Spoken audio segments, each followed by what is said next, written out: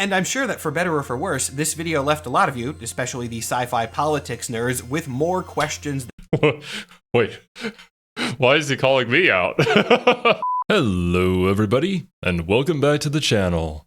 So in the recent State of Play, the X-Men team got revealed, and it made me want to learn a lot more about them. So here we are with Sir Superhero's video on Krakoa. I believe he has 2 videos on the X-Men so far, so I might check out both of them. Not sure whether they're like a good entry point or not, but it could also just be like a good jumping off point to lead to other things. With that being said, you guys know the drill. If you haven't already, please go and support Sir Superhero. Link very top of the description, like always. The nation of Krakoa is arguably the greatest achievement in all of mutant history. One island, one land for all mutant kind outside of the oppression of humanity. Of course, this was a massive undertaking, and getting Charles's outfit is always so hilarious to me whenever we see a picture of him. I've also heard from comments, because during the State of Play I asked who Danger was. A lot of you guys gave a bit of an overview as to that. And apparently a lot of it depicts Charles being a bit of an asshole, which seems to be the general consensus that he kind of is. So I'm interested to learn more about his character and why he's depicted that way. Even though I feel like in the movies he gives us a very different vibe from that, but maybe there's something I'm misremembering. To this point was no small task. Mutant kind had faced trials for decades upon decades thanks to their mere existence, but usually had tried to handle them in the context of humanity, be that through peaceful or violent means. Krakoa was the end of all that. The mutants would split, forge their own path in the world for all mutant kind, regardless of who they were before. This was a new direction, and the new direction demanded leaders. Those leaders were named the Quiet Council, and it was under their guidance that Krakoa would bloom and eventually fall. But who were the Council? Which mutants were deemed important enough to guide such a powerful force? That is what we are here to talk about today. Let's get started with a history of the Quiet Council of Krakoa. The original formation of the Quiet Council actually wasn't as complicated of a process as you might think. I mean, in universe, it was a huge deal, and I'm sure there was a lot of debate that went into it, but also, you know, there's not a comic book that's just hours of Professor X and Magneto debating which candidates to... I'm sure there would be some people who would be really into that. But yeah, makes sense why there isn't. Select. By the time that we first see the Quiet Council assembled, their roster is already complete and consists of 12 core members, 2 adjunct members, and 4 separate officials, bringing the total to 16. We'll begin by breaking down the core 12. Slight correction, one seat was empty in their first meeting, but was filled in the following issue, so almost immediately. It's shown empty for literally only a single scene. I wonder why. Maybe they just weren't present. Though even this section is broken up into smaller categories. Typically, when the council meets, they sit at this big round table that's actually 4 tables. Because look, it's an X. See? It's an X, yeah. Because of X-Men and the X gene, because the table is an X. See? Get it? Jokes aside, though, there's actually a very good lore reason why they're divided into groups of 3 like this. One of the main goals of the Quiet Council was to appeal to all mutants. Krakoa was supposed to be a nation for all of them, regardless of allegiance, and so the council should have members representing everybody. To that end... I mean, even among the mutants, there's going to be different people, different factions, and people who align with others more so than the rest. That's just, unfortunately, how things go. Each member appointed was important to mutant kind in one way or another, and the 4 different categories were 4 different forms that the importance took. The tables were named after seasons. The autumn table consisted of members who had traditionally led mutant kind, though the exact way they led could vary quite substantially. This quarter consisted of, unsurprisingly, Professor X and Magneto, and a little bit more surprisingly, Apocalypse. Oh, that's Apocalypse was, after all, one of the oldest mutants on Earth, dating all the way back to ancient Egypt, and he had been leading his own mutant groups ever since. His inclusion at this table also served a very... Technically, Apocalypse was going by another name at the time, but it's written in Krakoan's script as seen below. So just for everyone's sake, I'm still gonna call him Apocalypse, more clear that way. What in the world is that, and how would you pronounce it? Krakoan's script, did we come up with our own language specifically for mutants to speak? That seems like a pretty big endeavor, but also kind of smart, especially if you're trying to, well, communicate to protect each other and your comms get tapped. Well, anybody else wouldn't know what you're saying. Important purpose, it showed that there was no singular ideology which could define a seat at the Quiet Council. I mean, sure, Charles Xavier and Magneto. Also, I guess, well, apologies for pausing, but another thing with creating a language specifically for your people to use is it creates that sense of unity, almost like you're building your own culture around it now. And that's definitely what they were trying to achieve with Krakoa here. So it has way more benefits than just being like a bit of a cipher for other people to try and hack. It serves a lot more purpose than that. Definitely have differing viewpoints, but especially in modern canon, they aren't as far away from each other as you might think. Apocalypse, though, is a lot more extreme, and also represents an arcane side of mutantdom that the other two don't really get into.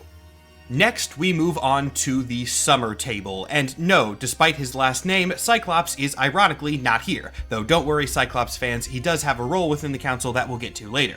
Still, even without him, the Summer Table can best be described as essentially the X-Men table. While the previous one was leaders of mutant kind who were very much leading from the top of the hierarchy, these were leaders who were out in the field fighting for justice and protecting people.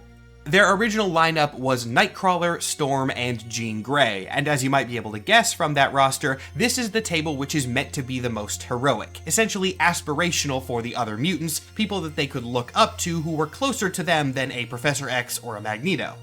And once again, it proves a very important point about the Council's fundamental nature, which is that the power level of a member's mutation was not factored in when chosen. I mean, look here, at this table we have Okay, please. Yeah, we really don't need to go into power scaling in order to elect government officials, essentially. I would get into some discussions that I don't think anybody wants to be a part of. But I do like the idea of obviously having the people who were on top and who have been leading people the entire time, and then you have the people who are like, I guess like squad leaders, essentially. People who you look up to who are also out there in the field with you, to be like your representative, something that you can more relate to. Anyways, technically Jean is sitting between them, mixed up the exact order because it has no lore meaning and didn't want to re-record for just that, so sue me. Well, you heard the man, go and sue him. Nightcrawler sitting next to Storm. Now, I'm not a power scaling type, but Storm is stronger than Nightcrawler. Fortunately, in this case, that doesn't matter at all. I think that's kind of undeniable. What matters is effective leadership. Both Storm and Nightcrawler are good at inspiring mutants under them and being calm in a crisis, and that's the kind of thing that gets them this ranking. What is this panel? Get up or I'll stick a royal thunderbolt up your indigo ass. Now, you'll note that I'm not doing these in chronological season order, rather I'm doing them in order of complexity, kind of, and you will see that the vibe definitely shifts as we move on to the Table of Winter. This one is maybe a little bit more unsavory, though I suppose that word depends on your personal point of view, but I think you'll get what I mean. The seats at this table were held by Mystique, Mr. Sinister, and Exodus, and those three have less of a clear theme other than just villains, but that's not the idea that they were going for in universe, so let's go through each of them really quickly. Mystique brings a unique voice to the council because she's the only member who could really qualify as a quote-unquote spy. She also has a very long-standing allegiance with the Brotherhood of Evil Mutants, which is a far more extreme mutant organization. Mr. Sinister is a unique case, as he's the only character we're going to be talking about today that is not a natural-born mutant. His mutant genes were inserted into himself later artificially, but this is kind of also why he got onto the council. Not to represent artificial mutanthood, but because of his mastery of their genetics. I mean, Sinister's whole thing is that he really genuinely understands how the X gene works, and he can tweak it with science to make it do what he wants. For a nation of mutants, that is definitely somebody whose resources you're going to want to have access to, even if their methods are not often the most ethical. And finally, Exodus, the most open mutant supremacist on the council. He was born in 12th century France, he actively participated in the Crusades, his powers are enhanced by the faith of the people around him, and his name is Exodus, for God's sake. He is basically a religious figure. Though his beliefs have shifted a bit over the years, which is often a point of his character, Exodus typically believes that mutants are genuinely just better than humanity, to such an extent that humanity should be eradicated so that mutants can take over. Think kind of like Magneto, but less motivated by ideals of protection and more by religious fanaticism. In fact, in his earlier days, that is exactly what he was. He has been an acolyte of Magneto before, but would later go on to lead his own groups of acolytes. So with these members... From my understanding of Magneto's motivations behind what he does, I think somebody like Exodus would probably agree initially, but they want to take it a step further. So from that perspective, I can understand how he would end up splitting up and creating his own group. Plus the fact that his entire power deals with if people believe in him, then he gains more power. So you probably want a bunch of lackeys around you who do exactly that. The Winter Table definitely seems a little less stable than the other two that we've talked about so far. For sure. But there is a connecting through line between them, that being their extremism. It is an undeniable truth that mutant kind has faced a lot of trials over the course of their existence, and that means that, ethical or not, these extremist ideologies are part of their history that cannot be ignored. Since the Quiet Council was meant to be a unifying body for all mutants regardless of their personal beliefs or ideology, that meant that extreme stances had to have representatives as well, and that is completely fair and understandable. I hope it doesn't lead into trouble. But, like, also not including that sort of ideology within the group that you say you're going to include all ideologies is very hypocritical. And, like, who would get to decide that, right? That your way of thinking about this is wrong? Because technically, no, but also can't really agree with it from my perspective. So, makes sense to have everybody separate into their own table and have a discussion about things and talk about their differing viewpoints. I mean, that's kind of how a group of leaders or a government should work anyways, but things don't always work out that way. This was the purpose of the Winter Table. And that brings us to the final quarter of the council, the Spring Table. There's a very good reason why I saved this one for last, and that's because it operates quite differently to the others. While the other three are more based around ideology, this one is purely economic. In fact, this group has another name outside of their Quiet Council status, that being the Hellfire Trading Company. This table is run by Emma Frost. Hellfire Emma's Gala? history is a whole other thing that I don't have time to get into today, but she came up in a group known as the Hellfire Club, which originally was a sort of Illuminati-like organization of very rich people in which membership was passed down through ancestry. However, largely thanks to the actions of Emma and her collaborator on this team, Sebastian Shaw, it became more of a mutant organization. As the newly rebranded Hellfire Trading Company, the Hellfire Club had something very important to offer Krakoa as a nation, because after all, that is what Krakoa was at the end of the day. It wasn't just a bunch of mutants hanging out, it was a nation in the world, and so yeah, you need facets of everything. You need somebody to handle your finances and build an economy and somehow self-sustain the nation, so who else but the wealthy people who know how money works? Subject to geopolitics. All that to say, the point of the Spring Table is trade. As leader of the Hellfire Trading Company, Emma was given a seat on the council so that she could help facilitate the island's economics through her own private company. This, of course, is a lot more interesting and comic booky in practice than it actually might sound. There's a whole plot that goes on in the early days of Krakoa about the fact that they developed drugs which could cure basically any disease, and used these as leverage to gain legitimacy in the eyes of other human nations.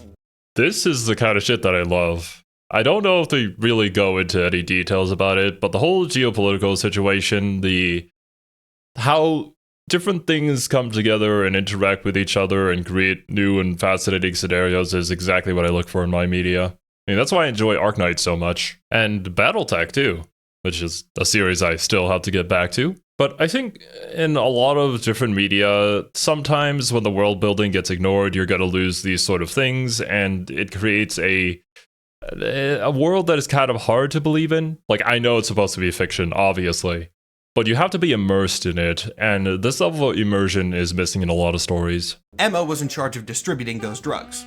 And of course, it's Emma Frost. She was not going to be content with just one seat, and so she negotiated, gaining control of the entire table. At her side is her frequent collaborator Sebastian Shaw, who was in charge of black market distribution and operations, and more surprisingly, Kitty Pryde.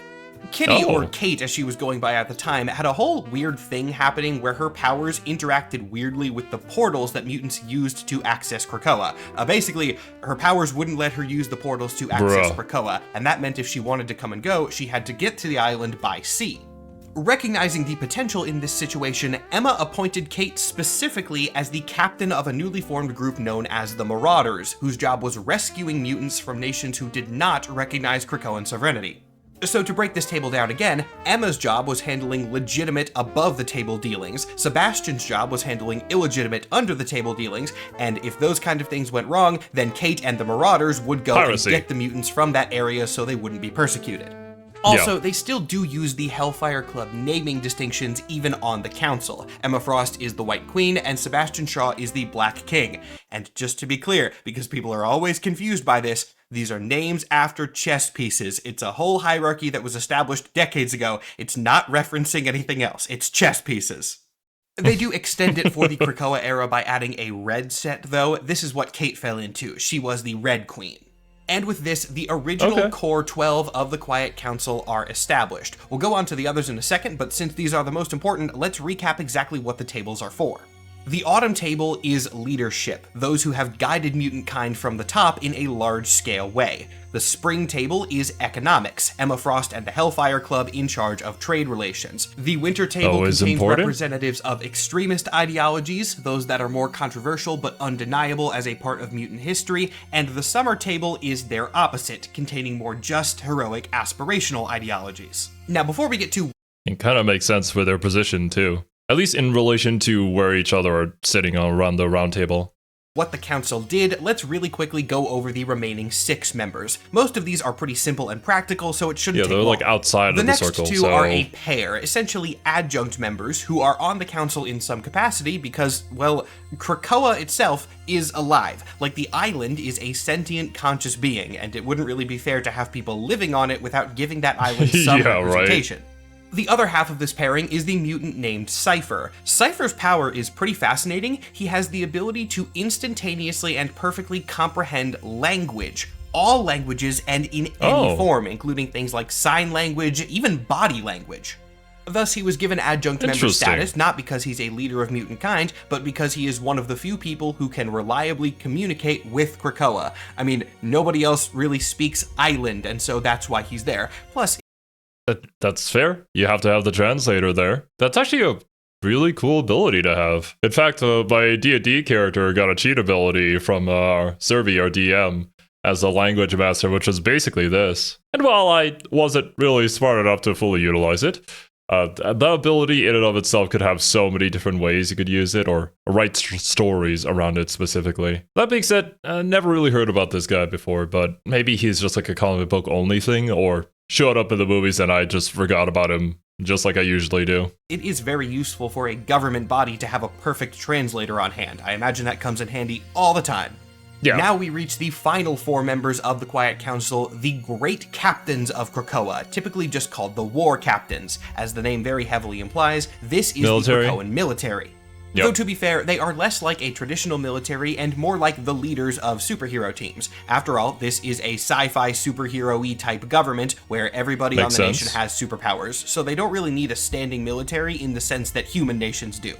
As I'm sure many of you can probably guess, this is where Cyclops makes his council appearance. Actually, he was the first captain commander of this group, which is technically the highest ranking among these 4, and his jurisdiction was over the X-Men teams. Next was Magic, whose longtime role in the New Mutants kind of serves to further her jurisdiction. She was in charge of any team that was dealing with the younger generation of mutants, as well as helping to train them. Then we have Bishop, the second Captain Commander after Cyclops stepped down from the post. Bishop is in charge of security for the Marauders and the Hellfire Company. And finally, Gorgon, definitely the most obscure character among the captains. He is a mutant with the ability to turn people into stone via eye contact, much like Medusa, which is where he gets his name from. Rather than being assigned to a specific team, his role as a captain was head of security and bodyguard for the members of the Quiet Council themselves. I mean, fair. Gotta have somebody there just in case. And also I said because I don't know this character, but like it's not too hard to guess from his name what he can do. However, after a complicated magical incident left him with a very unstable mental state, he was unable to perform this job and was succeeded by Psylocke. Quanon Psylocke for anyone who's curious.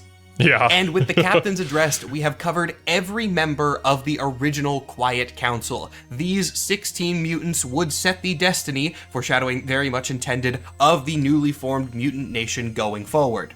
Now, it should be noted that the Quiet Council is not the entire extent of the Krakoan government. There are other agencies that the Quiet Council appointed, so we'll run through those really quickly just for the sake of mentioning them. Yeah. There was a new iteration of X-Force during the Krakoa era, and this one was basically the Krakoan equivalent of the CIA. They were a Black Ops intelligence agency run by Beast. I'm sure some of you were wondering what he was doing. It was this. The new version of X-Factor was also formed by the Council. This team was basically a detective agency. Their job was to investigate mutant murders. At this point, you can probably gather that most of these agencies are reusing names from older teams, and that pattern will continue for the next one, which is the latest iteration of SWORD. Yeah, I know SWORD is also a thing in the MCU now, but that one is a very, very different SWORD. This one stands for Sentient World Observation and Resource Department, and it's basically the Mutant Space Program. The Marvel Wiki. Okay. Yeah, just gotta cover every single base that you can. That being said, the people who investigate like mutant murders, that sounds kind of up my alley. I might want to check out more about them. Although I suppose it really depends on how well written those like mystery detective things are. It can go really well, or otherwise be a little too obvious, and it's a pretty hard line to strike. He also lists the Hellions as a Quiet Council formed team, which I guess is technically true, though it was really just Mr. Sinister who did this. He took a bunch of mutants who were erratic and unpredictable and said, hey, I can just kind of unify these guys into a team that I can manage so they'll be productive. And, you know, that went great because giving Mr. Sinister charge of a team always goes well. Finally, while I don't technically think this group is under the direct jurisdiction of the Council in a government agency type of way, I should briefly address the Five. Arguably the biggest hallmark of the Krakoa era is the fact that mutants were immortal during it, and the way they were immortal was thanks to these 5 mutants, whose powers combined could resurrect anyone from death. I'm gonna do a whole video about this, because it's a complicated topic, and Yeah, that was the other video that I mentioned earlier that I saw. He has 2 videos on the X-Men, and one of them was about the secret of their immortality. So weird. They can basically resurrect anybody by combining their powers, and how do they figure this out? Through like a lot of experimentation? Decided to break the Krakoa stuff up into separate videos. Usually I don't do that, I like doing one big deep dive on things, but a lot of people have been asking for a singular Krakoa deep dive. And I don't think you guys understand how big of an undertaking that would be. It would be like 3-4 hours at minimum, and I don't have an editor. Video. I'm a one-man show over here, so I can't really do that. I'm going to instead tackle big Krakoan topics in their own individual things, and that'll also make it easier to navigate. So I won't address the 5 now, but do look for a video on that coming in the future. There is a very good reason why I had to at least quickly touch on the whole mutant resurrection immortality thing, and that's because it is very relevant to the next Quiet Council topic, the Pit of Exile. There are a lot of evil mutants out there, a lot of supervillains have mutant status, and even though many of them were willing to join and integrate into Krakoa, well, there's always going to be people who say, nay, I do not want this. I rather prefer how it used to be. So I suppose where else are you going to put them? This is where all the mutants are going to be. We've all decided that. So you're just going to have to stay here in this hellhole, I suppose. Because it was a nation for all of them, there would always be those more unpredictable types which would not do that. And how do you punish them in a lasting way when they could just get immediately resurrected? This is a heavy topic. I mean, all of Krakoa was kind of full of heavy topics, but for my channel especially, so we are just going to hit on it very quickly.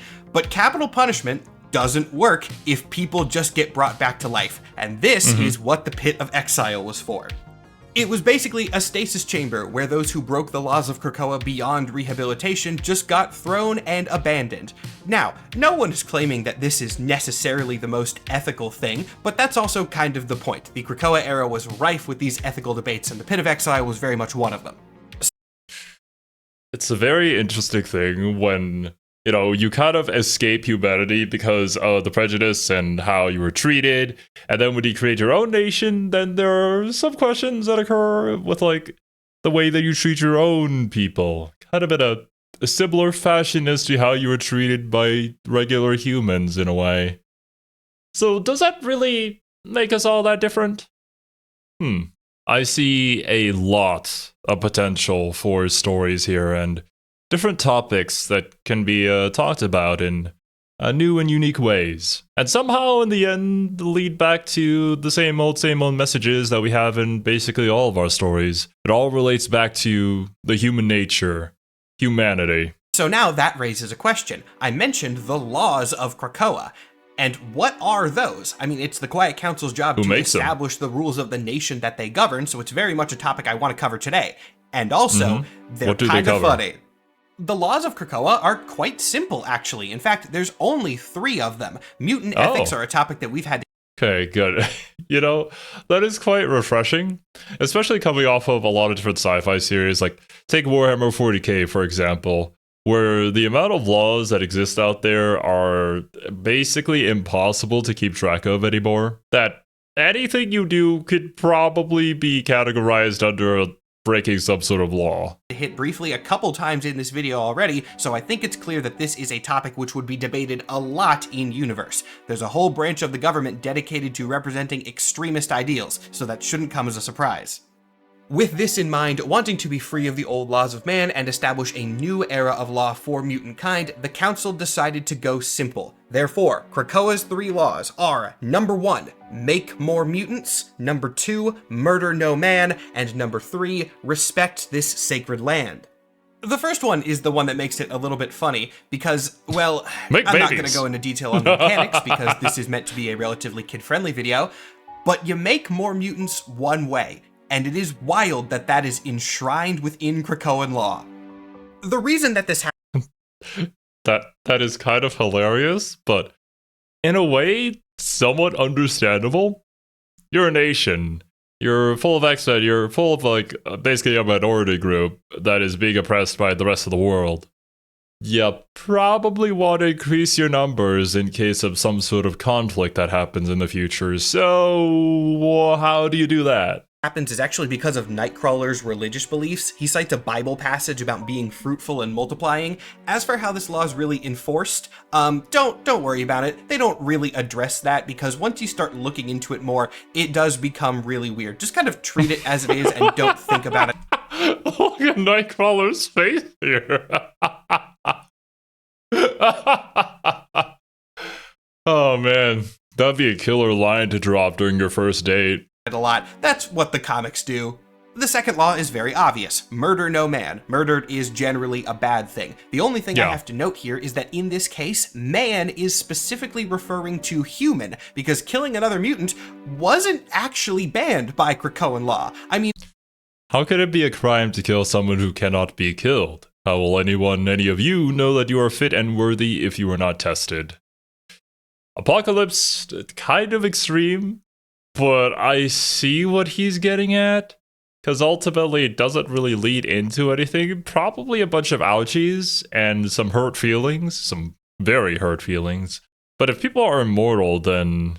But yeah, killing regular humans is probably going to end up sparking some sort of war, and I don't really think that's what Krakoa is looking for. We're more so trying to get accepted by people in one way or another, whether that be through business deals or whatnot. It was obviously frowned upon in the wrong circumstances, but later in the Krakoa era, there's a whole religious ritual around mutants killing each other. They get wild with it because, I mean, they could resurrect from the dead. It wasn't that big of a deal. Then the third law, respect this sacred land, is all... I think that's another aspect of immortality that I find kind of interesting, that a lot of stories don't really talk about. They usually go for the whole, like, oh, immortality is suffering aspect of it. But what would that do exactly to, like, say, a society of people who form around that idea, the fact that they cannot die? What sort of beliefs and ideologies form from that? How would that change their culture as a whole? Things that are hopefully explored in Krakoa. Also fairly straightforward, but I do like the origin of it. There is a whole scene in the first Krakoa era comic where we get to see these laws being debated, and this one comes about because Sebastian Shaw, the super capitalist, starts talking about things like property rights, and then, very much earning his spot in that room, Cypher speaks up on behalf of Krakoa and says, hey, maybe we shouldn't talk about property rights because this island is a living thing. This, of course, sparks a larger conversation, and the council eventually lands on respect this sacred land as a sort of twofold law. One, it is for the preservation of the nation and its environment, but also it's a way to respect Krakoa's status as an entity. At this point, having addressed both the members of the council and their functions for the nation of Krakoa, I think I've talked about everything that I need to for the first iteration at least. Unsurprisingly, the council did go through some membership changes, and I should address those, though there might not be as many as you'd think. Some of you definitely knew what I was meaning by this, but remember how I said the word destiny was obvious foreshadowing earlier? Yeah, Destiny is the next person to take up a council seat. Okay. This is going to be a very quick summary of a very big Krakoan plot, but essentially, the nation was ultimately doomed to fail at some point in the future. Krakoa was never going to last forever, at least not in the form that it took at the time of the council. That's kind of a reality that all nations, civilizations have to face. Like, these things don't last forever, and while you can hope that it will, every other civilization that has existed in history will teach you otherwise. So at that point, I guess just be happy in the moment and live life to the fullest. Do what you gotta do, and when that happens, well, hopefully you can find something new. Council's formation. Professor X knew this, but he didn't want knowledge of that to be extremely public, so he forbid any mutant with precognitive abilities from being resurrected. Destiny was one of these. Okay, now, hold up a minute. That's a little fucked up. Charles? Really? So, like, I got an X gene that helps me see into the future, and I know that some shit's gonna go down, and maybe I could tell somebody to prevent that, and then Charles is like, yeah, no, you don't get to live. Not on my island. What? So much for equality. What the hell, man? But even then, this feels really bad because we're just hiding things from each other. And I mean, that's what governments do. Well, no, they don't. I trust my government with every single thing that they do, definitely. But in this fictional world where governments hide things and don't tell you about things that they've been doing and until it kind of boils over and they can't really hide it anymore. I would like to think ideally we wouldn't go that route, but we really are just emphasizing how human we are. She had the power to see the future, and she was also Mystique's wife, so therefore Mystique was not very happy about not only her wife not being resurrected, but also Charles being very cryptic about the whole thing. So Mystique begins working on her own plan from the shadows, and after Apocalypse resigns from the council to go live with his family in another dimension. Man, I love that my job lets me say things like that casually. Oh, he resigns from the council to go live with his family in a separate dimension. Honestly, I don't know what horrors Apocalypse has committed and stuff like that, but you know, hey, if he's happy, then cool. Mystique proposes Destiny as a replacement for his seat. This was very controversial and came as a shock to Charles because Destiny was very much alive, but her revival had not been approved. Mystique had actively gone behind his back to resurrect her wife. And being Mystique, she was too smart to just let that happen without any other backing plan, so before she had proposed Destiny as a replacement, she had already talked to and gotten votes secured from enough council members to make the appointment happen. This left the council. Oh man, leave it to Mystique of all characters, the one who is skilled in espionage and spy work, to kind of go behind people's backs and do the usual, you know, behind the scenes politicking. All this off the tables, under the tables, everywhere except the tables. Genuinely though, from what little I know of the character, this feels like exactly how it would go. Which, once again, adds to that whole world building, that whole immersion of the setting.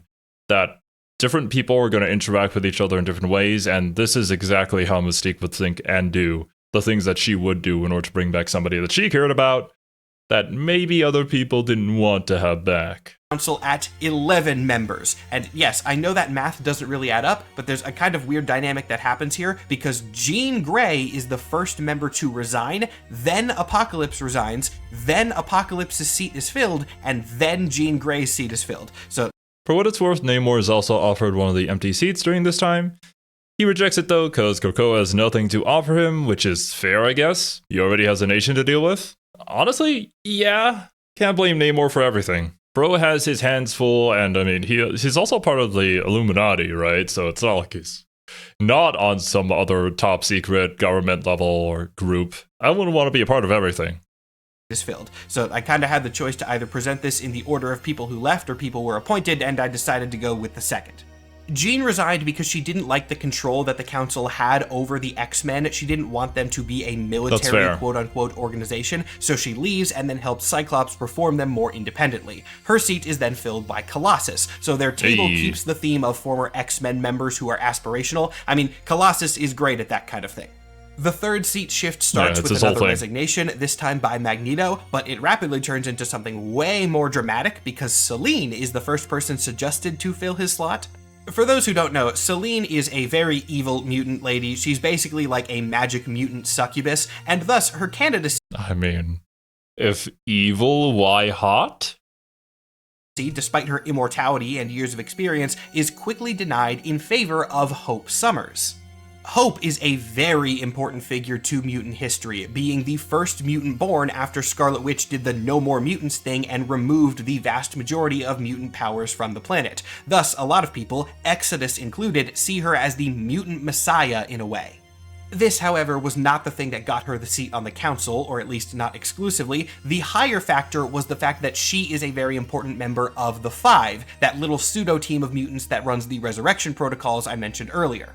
This is the stage where the Five gets more official representation within the Krakoan government. They were always very important to everything operating correctly, and also, I don't recall if their superhero said this, but her family name is Summers, correct? Which is Cyclops' name? So is this Cyclops' daughter? And in fact, that's actually Hope's whole argument. Since the Five are necessary for Krakoan society to function the way it does, they should have a seat on the council.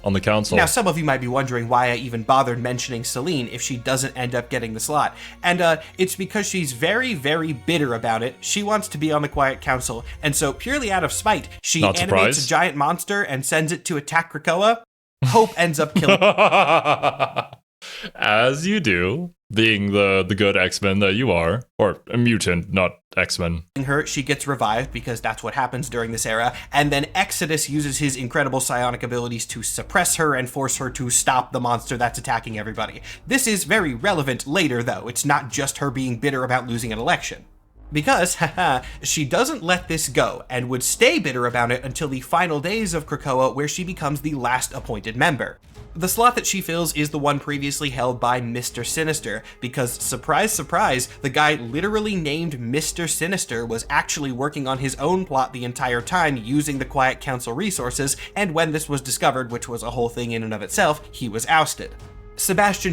Okay, good to know. There's another video that I should go and check out. I didn't know that that was connected to anything here because, well, the title is pretty vague, but sure, I'll check that. Shaw then once again proposes Selene as a new member of the council, largely due to the fact that she is a former member and collaborator with Shaw at the Hellfire Club. This time around, she wins. She wins because she cheated, in fairness. They end up tipping the scales in her favor because Colossus was under some weird reality warping mind control at the time, but regardless, Selene is on the council now for a fairly brief time as Krakoa would fall soon after. Though, to be more specific, the Quiet Council would actually not even make it all the way to Krakoa's final days. Remember how I said that Mr. Sinister was actually working on his own plans the entire time? That would be the thing that took the Quiet Council down, though not because of his plans directly. While his scheme ultimately failed, it came very close to succeeding, and through that process revealed that Sinister potentially could have bent all of the Quiet Council to his will, essentially becoming a strange sort of dictator. And then from dictator to super god robot entity, this is complicated. I did already do a video on it though, so you can go check that out if you want.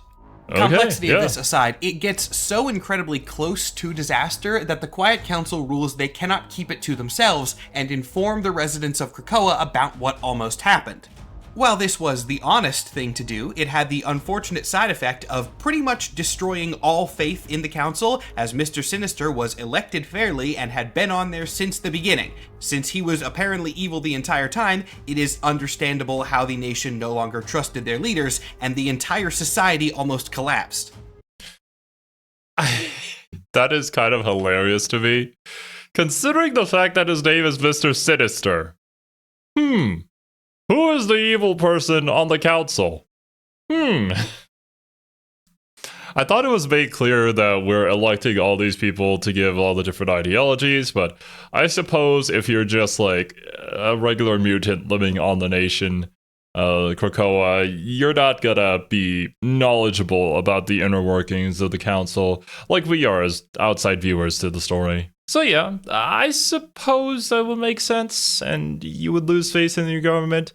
I think kind of having that in the first place was a bit of a mistake. It's not like the X-Men are all that different. To avoid any more irreversible disaster, the council votes to disband themselves, paving the way for a new form of government, which admittedly would not get very far as Krakoa would meet disaster after disaster in the coming year until its eventual destruction. Or ascension, I guess, depending on who you ask. Like I said, Krakoa is super strange, but the point is, it wasn't around anymore. And thus, the days of the Quiet Council. I'm gonna assume the island decided, fuck this, I'ma head out. And if I was that island, I would do the same. Come to an end with a final roster that's actually a lot more similar to the original than I would have originally predicted. They weren't necessarily a stable leadership, but they did the job for quite a few years. I should mention, just for the sake of completeness, that there is technically still an organization in the Marvel Universe called the Quiet Council of Krakoa, but they have no actual ties to the original Krakoan Quiet Council. So what do they call themselves that? This is a mutant terrorist group that arose in the ashes of Krakoa and is just taking that name because they believe that Krakoa should not have fallen. Every single time I dive back into the mechanics of the Krakoa era for a video, I am amazed by how much lore and world building went into this period of mutant kind. It is truly impressive how big of an initiative this was. And I'm sure that for better or for worse, this video left a lot of you, especially the sci-fi politics nerds, with more questions. Wait, why is he calling me out? I don't know, man. I just find that kind of stuff really interesting. Than answers. But as I mentioned about halfway through, this is only one piece of a very, very large puzzle that is the Krakoa era. And I will make good on my promise to continue doing videos on bits and pieces of this in the coming months. It really is a fascinating topic. It's just not an easy one to hit all at once. For purposes of today's video, though, I did think that the Quiet Council deserved an early spotlight on these Krakoa topics, because man, they're really cool. There's such an interesting narrative study on flawed government and how these dynamics of people in charge work, especially when you're dealing with the unique case of a mutant nation. For sure, 100%. Like I said earlier, it's really cool to see because it also just emphasizes how similar they are, despite being mutants. You know, they're different, they're categorized as different, and yet everything just kind of ends up the same, even with these extraordinary circumstances. There are so many great philosophical questions raised by the existence of the council. Should an entire nation be led by such a small group of people? How much value does seniority have when it comes to government positions? And maybe most importantly, is representation of extremism in government valid for the sake of that representation? That is a really good point. And what I brought up earlier. Like, yeah, that is a facet of, you know, mutant kind. It's part of their history. That's what they've had to deal with. And it is an ideology that you can't exactly ignore. So, and from that aspect, it makes sense to have them be a part of that council. But it's from this extremist faction where all the shit started to go really poorly. And then it ended up in the dissolving of the Quiet Council. So, was that a mistake? And if we are going to decide which extremists should be excluded from the Quiet Council, who gets to do that? Do I have definitive answers for any of these deep questions? No. I talk about comic books on the internet, but I do acknowledge that a lot of them are uncomfortably relevant in today's situations. Though perhaps uncomfortably is the wrong word, because that is ultimately what these kind of comic books are about and have always been about. The X-Men have inherently been a political series and team for the entirety of their history. Some people want to deny it, but it's objectively true, and the Quiet Council is just a manifestation of that in a far more literal sense. I always find it funny when people in my comments try to deny that it was only like a recent development. I don't know what you guys are reading. I suppose different people can get different things from media, but I'm fairly certain this was more so very directly that. It's just that the way the mutants are set up and how where they're positioned in the universe, it can create for a lot of really interesting stories that many people can relate to. Even if, you know, you're not a mutant yourself, you don't have the superpowers, it just sort of emphasizes the fact that they are still human and they can still make the same mistakes that we do. But hey, you know, that's the point of superheroes. They're there to inspire you, to motivate you to overcome these things, to become a better version of you. It's a group that gets you thinking, and they do that extremely well. So if anybody tries to tell you that comic books are only for kids, show them this video and see if it changes their minds. Thank you all so much for watching. I do hope that you enjoyed this video. I'll keep the ending announcements very quick today because there's nothing really new, but I do want to shout out my Patreon supporters, as is the latest development to happen on this channel. If you are already subscribed to my Patreon, I really do appreciate you. Thank you so much. It helps a lot in supporting my content. And if you're not subscribed to it, check it out. You can find a link in my bio on my channel page. My username there is also the exact same as it is here. If you go to my Patreon, you can get early ad-free access to all of my long-form videos and a bonus Patreon exclusive video every month. Finally, as always, shout out to Ruben Perez, who drew the avatar that you've been watching talk at you for the last 26 minutes or so. He does a great job. Go check out his work. As for me, well, it's about 5 a.m. when I'm finishing this recording, and unlike the mutants of Krakoa, I will not get resurrected if I die. So I'm going to do the healthy thing and go get some sleep. See you next time. That was super interesting. I didn't really know what to expect from this video, but hey, I got a lot of things that I personally enjoy from media in it, so I'm looking forward to learning a lot more. Gotta go check out that Mr. Sinister video as well, the video on the left here, Secrets of Mutant Immortality. Oh, and looks like the video from Mullet Man that everybody was asking for is also here. But I think I should probably enter the DC side of things from a different point first before getting to that, so we'll save that for later. But anyways, dudes, thank you guys so much for joining me. Hope you guys enjoyed your time, and hope you have a wonderful rest of your day. I'll catch you guys in the next one.